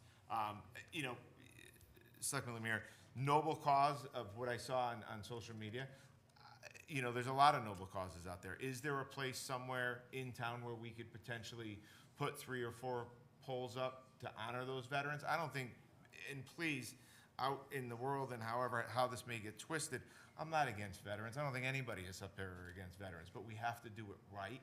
And I think a little bit more time, we can do it I'd right. like to be involved in those meetings when you have them, so. Fine, Okay. fine. Okay, so we have a motion and a second to table. All in favor? Unanimous? Thank you. Thank you. Moving on to item number D, 24-06, resolution supporting the acceptance of fiscal year '23 Safe Streets and Roads funding. You'll all appreciate this one. So the resolution, I think that was included in your board packet. Winchester applied for an award of $200,000 and an SS4A planning grant funds in October of 2023. An additional $50,000 applicant match is required to accept funds. Please let me finish. So a total of $250,000. Winchester's match will be sourced from a design grant matching capital fund, DGMCF, account number ends in 2401-000. The commitment of this match will leave $80,000 in that fund. So I want you to understand that by accepting the resolution of the $200,000 planning grant, I will not need to come back for the additional $50,000. We've already sourced the funding, we have it. This is just giving the authorization to accept the funding of the $200,000. The $50,000 match was already decided upon under the DGMCF account back in 2023. What is it ultimately doing? All roads and intersection in Winchester will be reviewed under this plan. Main Street will be likely included in this plan. Project kicked off and public engagement efforts are projected to commence in fall of 2024. Roadways and infrastructures of concern highlighted by the final action plan will be targeted for reconstruction with federal funds obtained via future SS4A implementation grants. I'll open that up for questions. So we're hiring a company to tell us where our streets are unsafe, in essence. In simplest form, yes, but what this now allows us to do with the report is to go after that federal money. That we now have experts come in. Oh, so you could go after downtown money to fix Main Street? So as it's, as I stated, that the plan will target for reconstruction with federal funds obtained via the future SS4A implementation. What we're doing is we're separating ourselves from the rest of the pack because we've brought in experts to say, yeah, these are bad, and the feds will look on this much more favorably than us just saying, this is bad. I think the intention of all these funds was, and it had to go in through this mechanism, but the intention is for Main Street. The intention is to make sure that if we want to change it to diagonal parking, that this study will allow for that. If I remember correctly, that is why we went after the Safe Streets Fund. It was the only mechanism we had to get to make sure that the study of Main Street was included in it. The other pieces of it, I mean, we had a Safe Streets thing a long time ago with the intersection over on Bridge Street and Prospect and all that. And that's where that redesign that's still on the table comes from, because all of a sudden, did it become an immediate priority or didn't it? But the reason that this one is there, and I'm pretty sure I'm remembering correctly, and Linda or Candace can correct me if I'm wrong, but I really believe the impetus was Main Street. Amazing. I mean, you're right, it's supposed to be for Main Street. We spent a whole year with DOT telling us, oh, we'll help you. A month later, they come back, you have to give us a plan. We get a grant to do the plan, and now we gotta get, this is insane. So what goes with that as well is the parking study that happened. That is supposed to be dovetailed into this too, because the parking study was done for people that whether they felt safe or not safe. so that when you go for the federal funds, after you get this feasibility study, and you go after funds to redo this whole thing, that you have enough data in there to show that it's a worthy project to look at the diagonal stuff and ways to slow things down. And that's why this exists. We painted parking lot where the fire hydrant is by High Street. People, the fire department can get to the fire hydrant instead of when they're parking for Railway Cafe. But the town doesn't want to paint the parking lot. So when the grant and when they start doing the work on this, that's where it should be directed if possible. How do we make sure that happens? So, let me, Tim, I guess. yeah, let me come back a little bit. Seem like I'm like the bearer of bad news, but I'm just reporting the news, you know? I had asked that particular question. In fact, where this grant really started to be talked about and where I really got a better understanding is when I went to the Women of Winstead event a few months ago. They had talked about this particular grant. So I went back and I talked to our grant manager and I said, hey, talk to me about this $250,000 grant that we got and I get to do Main Street. He goes, well, it's not exactly all for Main Street. When the grant got submitted, we said we would do a little bit of Main Street, but we had to really, in order to get the grant, they made it sound better, I guess, is that they've included all of the town. Right. So when the final grant was written and submitted, it talked about all of the town. Now, when we unlock the money, listen, I can't, because we're an honest town, I'm an honest person, I wish I could steer all $250,000 right on Main Street, but I'm worried about reimbursement. That when we submitted the grant, we talked about several intersections, several streets in the town. The only place we have accidents is on Main Street, on the poles. Well, do your best. Yeah, thank you. Those are your Do your visible best. spots. Thank you. I mean, you Yes. know what you need to do. Thank you. Do your Yes. I'm wondering, you know, you're talking about fatalities. Is there any data? I know I hear the ambulance every day. There is data, Is there, it's is on there the DOT data? site. But how many fatalities, how many accidents? Is it on Main Street? Are they on the side streets? Where are these So when they accidents? did the traffic study, when we did the Prospect Street one, there is a study out there with that Safe Streets grant that should be in the planning office somewhere. It showed how many accidents were over by Dairy Queen and what type of accidents they are. And I believe that the DOT probably has that information, that you can get everything of where it occurred, because there was a map and it showed where everything was, and down at Dairy Queen and Route 8, 44, there, and at the top of the highway up there. That it also has traffic counts, et cetera. I think that information would be helpful for everyone. Yep. Before we did anything more.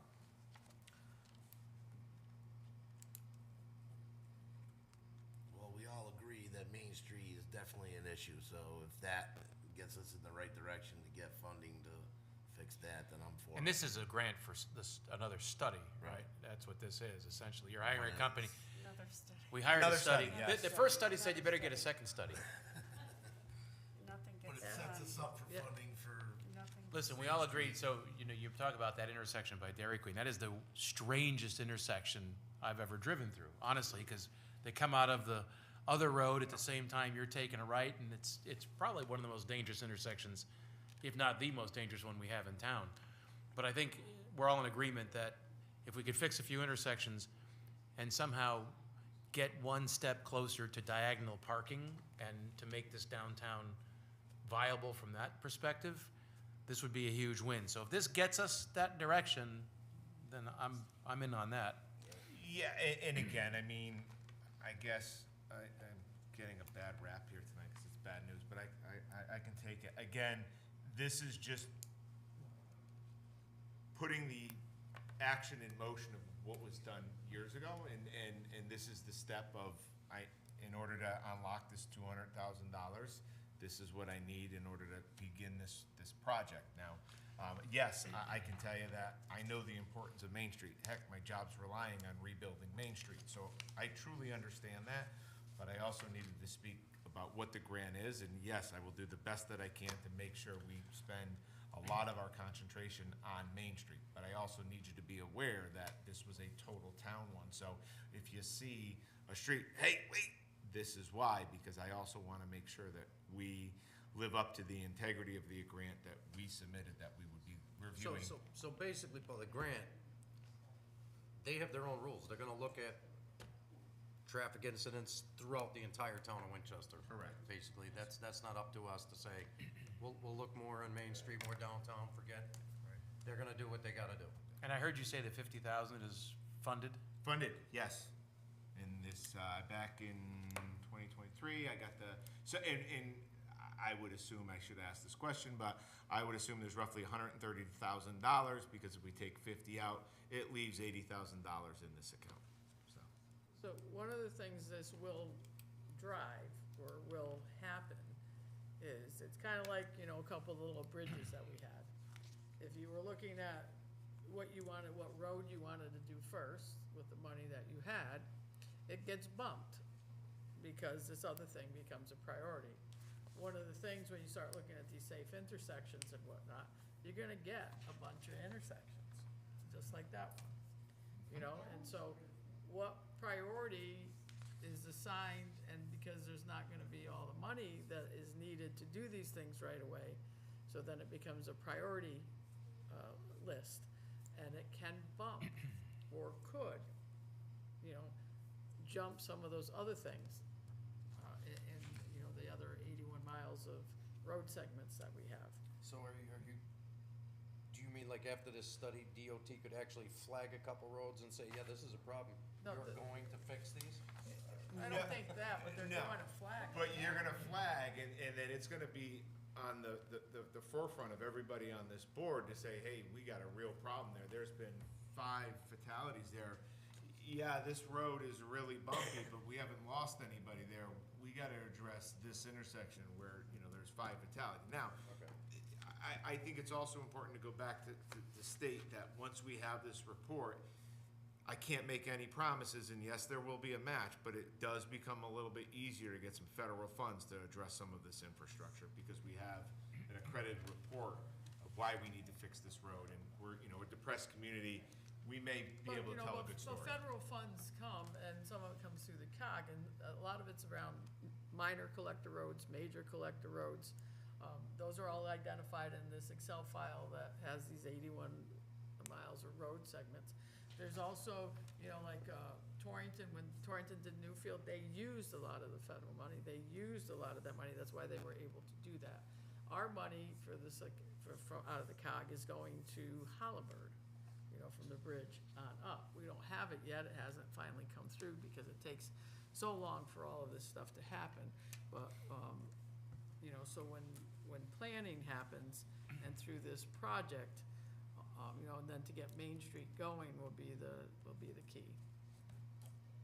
Okay, do we have a motion? I'll make the motion to, not even sure what to say, to go with the further resolution 24-06, supporting the acceptance of the fiscal year 2023 Safe Streets and Roads for All funding. Second. Thank you, Bill. Thank you, Bill. Any discussion? All in favor? Unanimous? Thank you. Moving on to 24-07, resolution endorsing Vision Zero to eliminate roadway fatalities and serious injuries in the town of Winchester by 2034. Thank you, Mr. Mayor. So Vision Zero is a traffic planning, design, and management strategy that seeks to eliminate roadway deaths and serious injuries. The deadline to reach this goal is set by endorsing party. Vision Zero recognizes that human error is inevitable, but emphasizes designing systems that account for human fallibility. This involves creating safer infrastructure and implementing measures that mitigate the impact of accidents. Vision Zero will be guiding philosophy as the town creates its SS4A action plan. Vision Zero is a nonpartisan initiative explicitly addressing traffic safety and is not associated with any social or political movement. What this is encompassing that Vision Zero will come in with the grant that we've just accepted of the $200,000. We're looking at bringing in Vision Zero. We need a motion to bring that particular agency in to work with our grant. Do they have to? Yes. Yeah, they're kind of dovetailed together. So this is not an optional Yeah, resolution? it's really not an yeah. option 'cause you So can I accepted just the ask, first one. what's the 2034 requirement? What is that, like, are we signing ourselves in here for, you will spend X number of dollars on safe roads by 2034 and you have no choice? That is a great question. That was not presented to me, and I can tell you right now, we can't agree to any stipulation where we'd agree to a certain amount by 2034. Heck, that's 10 years away, and we know. I mean, it does say adopt the goal of Yeah. eliminating by The 2034. goal can be there, but we can't hold any benchmark of, making sure all of our streets are safe. Just want to make sure we're not signing on that. No, don't worry So about can, that. can we technically table this portion until we read the fine print? You can always table a motion. I would say that if any fine print is there, I will bring it back and say, can you please disallow me to sign that? I will not commit this town to any type of something for, in the next 10 years to make it safe. I mean, yeah, I think we need to read the fine print, Paul. Oh, And yeah. and I'll say it on camera, I don't trust the state, I don't trust the feds. Do you, Bottom line. what is this Vision Zero? How did you hear about it in other towns in Connecticut? It's a Swedish? There's a whole, There's a whole, I yeah. read that, but what other towns in Connecticut have used this? I have to be complete, I don't know the answer to that. I've never heard of them until Okay. this was presented to me end of last week when we were looking at putting this on the particular agenda for accepting the funding, that Vision Zero comes on top of accepting the 200. Who gave you this? Our information? our grant manager, who ultimately ended up submitting for the $200,000 grant. Our guy, yeah. Okay. when was this grant applied for? 2023. October. I'm not comfortable with this approach. I know it's holistic and comprehensive, and it's a different approach, but I'd like, if you could get some more information on it, and other towns that maybe Used we it? could reach out. Has our police chief or public works looked at it? I don't know the answer to that. I'll find out. I guess what I'm hearing is, I think y'all, and I'm fine with that, if you want to table it, give me a little bit more time to focus in on this vision. I've never heard of them up until end of last week. So I think you've all asked some very important questions. So let me get more on them. Yeah, I'd like the, you know what I'm saying, Paul, the fine print. Yeah. I don't care. The resolution we just voted on mentions Vision Zero. We need to Do we tail need back to- to it and rescind that. Do we need to rescind that? Because that was the accepting of the money, Yep. And then this is but it's tied to Vision. it's tied to Vision Zero, who ultimately comes out and helps us, determine this, how safe our streets are. So Would there be another agency that would do that beside Vision Zero? Do we have? I to hope use that? so, but I don't know when we went out for the grant if we named Vision Zero as the actual company that would be so did we name this particular agency that then? Wow. On- That's- and that's I not did. well. Yeah. I don't know the answer to that. Perhaps so you can get the historical Back timeline of this whole. I may even bring the grant manager in at the following meeting because it's a finance meeting, and It may be that it's just the state agency that does this it, work, it could be as well. but it might just be when they put out this grant, This SS4, yep, that these people are the are the ones. contractor. The state could be directing Vision. The state could be Yeah. directing it. So I honestly don't. Great question. I don't know the Because I answer. remember when those other people came out too, there was a quasi, another group that was like that. Yep. Bill's gonna take back his motion. So I will take back my motion and then. Well, do we need to do that? I mean, 2406 requires 2407 for it to.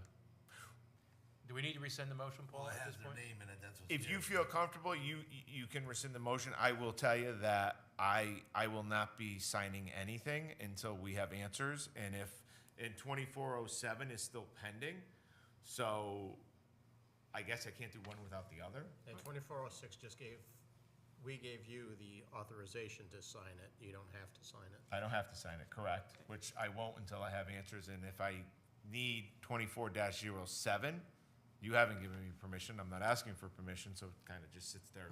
Personally, I need the history, like I said, and I need the fine print on this.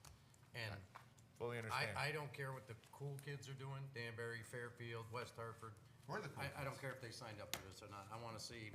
I wanna see Again, the it data. may be very well that when we applied for the grant, vision was the requirement. If that's the Could be. state vendor, we may not have a choice, but let's at least get that information. Let's get it. So So, I'll make a motion to table the resolution 2407 until we have more information. Second. All in favor? Unanimous? Moving on to item F, 24-41, discussion, possible action regarding the auditing services. Thank you, Mr. Mayor. So, thank you very much. I was looking for that. A few weeks ago, we went out to RFP for auditing services. It's been quite some time since we went out and solicited bids for companies to come in and audit us. As you know, every year that the town gets audited. In fact, as Selectman Perez brought up, that King & King will be at our next Board of Selectmen meeting discussing the 23 fiscal year audit. We opened the bids. We received one bidder, which was King & King. So before you tonight, per the town charter, is that you all get to appoint an auditor. I'm suggesting we went out for a 3-year bid proposal, that we award King & King, our auditing company, for the 23-24 fiscal year, 24-25 fiscal year, and 25-26 fiscal year. Is there a motion? I'll make a motion to approve King & King as our auditors for the next 3 years. Second. Thank you, Bill. Discussion. So, it looks as though we're gonna, the fee for 23-24 not to exceed 75,000, and it's 78,750 the year after, and 82,690 the year after that. Is that correct? That is correct, sir. You can see the breakdown of, between the different boards, or the different departments. You can see that the town in the 23, 37, Board of Ed is 26,500, water sewer is 11,500. Are those years right? Yes, those years are right. I thought we just did the 23, 24. 23, 24 just ended June Right. 30th. So didn't they just do that one? No, they're starting it. Well, they would start it once you. Oh, okay. I thought Yeah, they were. yeah, yeah, no. I thought they were The already approved 23, for that one. 24 is, yeah, so. Okay. Paul, what was in the last time we've had this done, I presume it would have been the 22-23 fiscal year? What was the fee? 69,000 roughly, I want to say, all in. So there's been a $6,000 increase since that, and then it's gonna be 3 a year or so after that? That is correct. How well was this advertised, this RFP? And how long was it out for? Probably out for at least 3 to 4 weeks. It was advertised in our normal form. It was also, Anne Marie talked to I thought we were gonna get more interest. I was hoping for some interest as well. Not even a competitive bid. And I can tell you that when it comes down to municipal audits, there are far and few companies that are doing them nowadays. My last town, we went out to RFP, we got 2. Was King & King our previous, King & King, it was our previous auditors, yes. where they happen to be the one in this previous town? Have you experience with them? The first time I've had experience is so far this year. King & King is local. King & King is local. One of the things that we ensured during the process is that the partner that we get stays on for the full audit. We had a little bit of a hiccup doing the audit this year. The partner that started it ended up leaving, which created a little bit of a snafu of why our audit was so late. So we're ensuring that the partner stays on throughout the whole entire audit. I'd like to mention that we go back to RFP again and try it one more time before we make a decision. I'd like to speak for King & King. We've had King & King since 2012. Before that, we had a large agency that was here doing our audit. It was more expensive, and they missed a whole lot of things. Since we've had King & King, we have local people that know how important it is to the town, that we have good finances, that they've been able to, since back then till now, they have been able to put everything in order. They work well with people here. They've answered all our requests to have, different people every couple of years like we're supposed to have based on what we went through. you know, and recommendations from the whole process of getting back on our feet. King and King does a great job, and they're local, and they're invested in the community. And I don't know that there's a bigger firm out there that's going to do anything better than them, except cost us perhaps more money. But they have done a good job here, and I would hate to see us not use King and King. Now, you said local, their offices are in Winston, right? They're They're actually. right over by the they're- college they're- on, I forget the name of It that says street. Halliburton Avenue, 170 Yeah. Halliburton. And their Yeah, families Halliburton. are here. Yeah, and yeah. They're very involved in And the they live community. here. In a short period of time that I've been here, I've worked with a large firm out of Hartford in my last town, and I've worked with King and King closing up the audit of this year. I will tell you that the level of service that we received from King and King was phenomenal. Bigger doesn't always necessarily mean better.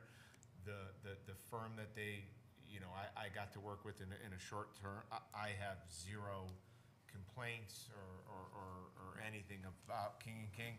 And Selectman Lemire, to your point, going back out to RFP, I'm already behind the 8 ball of beginning the audit for the 23-24 fiscal year. I need to engage this auditing service. Troy, do you want to go out 2 weeks because of ago. the money or because of the firm?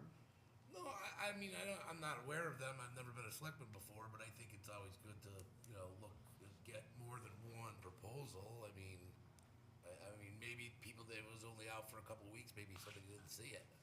Well, the Yep. problem is, though, not a lot of people are interested in taking on. There's municipal literally accounts. 3 firms, maybe 4 in the state of Connecticut that are doing audits I now. wasn't aware of Yeah, that. it's a very unique audit, it's very cumbersome, and I can tell you that even going back out, I would be surprised that you get any additional, even if I think I put a billboard up on 84 Yeah, the or costs are 44, we would probably still have the same auditor. So I move that the Board of Selectmen authorize the town manager to sign a letter of engagement with King and King and Associates to complete the financial audits for fiscal years 2023 through 2026. Second. Any further discussion? Did you make a motion or no? Yeah, weren't we in motion? We were. Oh, yeah, we were. No, you We were were in already discussion. No, you were speaking. Yeah. Oh, was there a Motion no, was first and seconded. Candy made a we were in motion, you discussion. seconded Yeah. it. I don't remember the motion. I seconded it. Candy, Selectman Perez made the motion, and And Bill Bill Hester seconded. seconded. Then you brought up a discussion, so. Okay. Yeah. My apologies for another motion. It's okay, we got 2 motions for the same thing. Yeah. We're not opposing It's motions. looking good for the vote, Candy. All in favor? Still seconded, both of them, so. Opposed? Abstaining? 601. Did you vote, Bill? I did. Oh, okay. You did.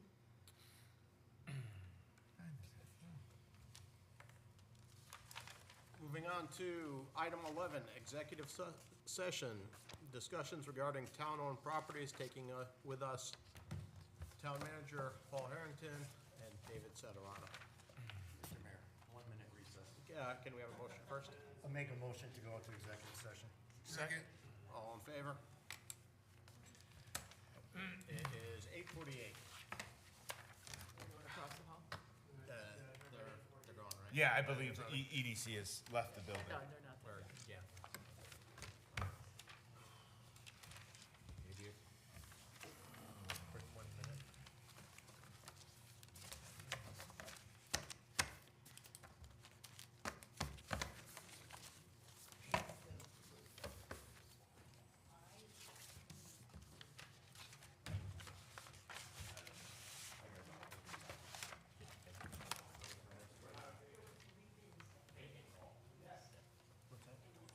No, no, no. So, Glenn, did you get this from the assessor's office? Yeah, I had Becky bring it up on the screen, and I'll show you exactly what it looks like. There's the hotel, like Rooted Market, and then I think your place is right here. Yeah, Is that- Alicia's mortgage place. Yeah, and then you guys, there's a string, so there's a blue shaded strip about, looks like that, Mm-hmm. and then the parking lot kinda goes like this, Troy, Right. and this is the town.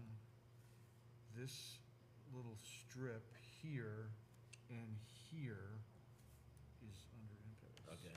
But, Elm Street. but, Becky said, we're just telling you what we see on the screen that may or may not be accurate. Well, everybody believes that to be the truth, except for them. Well, Hey, we did go out for an RFQ a couple years ago for that. We got 3 responses in King and King. When King and King wasn't our existing auditor, but they came back like 50,000 less than the others. Oh, okay. And I know you wouldn't know that because I mandated, Yeah, I mandated the RFQ like you, and you did get. I like to do that now and then, just to. Right.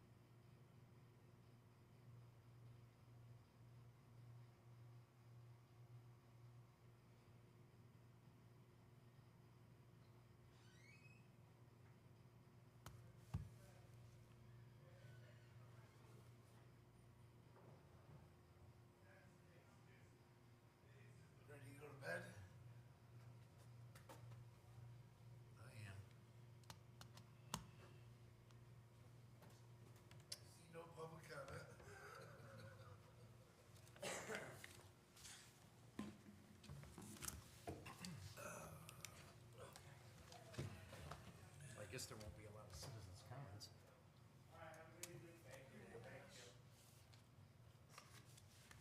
No wonder my eyes, I'm so tired, my eyes.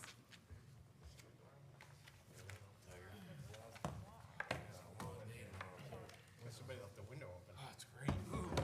Bat didn't Feels fly in. great in here. There's no screen? Nope. We're on the second floor. We don't need screen. Screens are expensive. Mosquitoes gonna bite you, not me. We are back from executive session at 10:05 PM. There's no action to be taken from executive session. Moving on to item number 12, citizens' comments. Board of Selectmen welcomes public comments, and we have no public in session. Item 13, Selectmen's comments and reports. I just got one quick one. I just want to thank the chief of police, Chief Susi, for helping me with the flags on the day before the day before the parade. It was a rush to get all the broken, ripped up flags taken care of. It was a hard task to get everybody together, and it was very nice of him to keep us safe. So thank I you. see there's an issue with the one by the Dairy Queen again. Yeah, the bracket The broke bracket's on that. broken. Anyone else? I just want to say something really quick. School's back in session, so remember when those big red lights are flashing on those yellow buses, please do not go by. Also, make sure you pull over for emergency vehicles. I hear there's a lot of that going on. People aren't moving out of the way. I was actually in an emergency vehicle, and the person did not pull out of the way, even with the horns blowing and the sirens going and the lights. So make sure you turn your music down. Don't be on your cell phone. Pay attention, because it could be your life that they're out trying to save. Anyone else? Motion to adjourn? September 11th, Soldiers Monument, there's the Dedication Day event. 9/11 is a day that the Soldiers Monument was originally dedicated in 18-something. There's a concert from 5 to 7 PM up there. Motion to adjourn? Is there a second? All in favor? Good night. Good night, everybody. Thank you. Is this your note? Yes, that was my cheat sheet. I gotta go find out about Vision Zero. There's a ton of it on there. If you Google it. Yeah, I just wanna see if it's Good to typed. get out early once in a while. I'm discovering these grants that we're trying to unlock, and it's just like one hurdle after Looks like it's a another. pretty well-established I have two cleaning things. format for Yeah. One of them. for what you need to do, but I would Did I dig tell you in. about the big Yeah. pink cabinet That's Think gonna so. be, with the jars in it? that's why I had a cheat sheet, So all but that was their empty. minds went Every more shelf places had than mouse mine went, so. Stuff on it. So I was thinking I was gonna sawzall out the center section to get all the I shelves done. did, But I got so let the lucky chief today, know I that saw we're my gonna two have little, my father's two little crowbars. When you're They getting started prying up the some information boards, to pass on to you that was and they all just presented to pried me. up, and I Just- jiggled them that out, and I was took them out. And they're all laying on the lawn right now, suspect. disinfecting Really? themselves.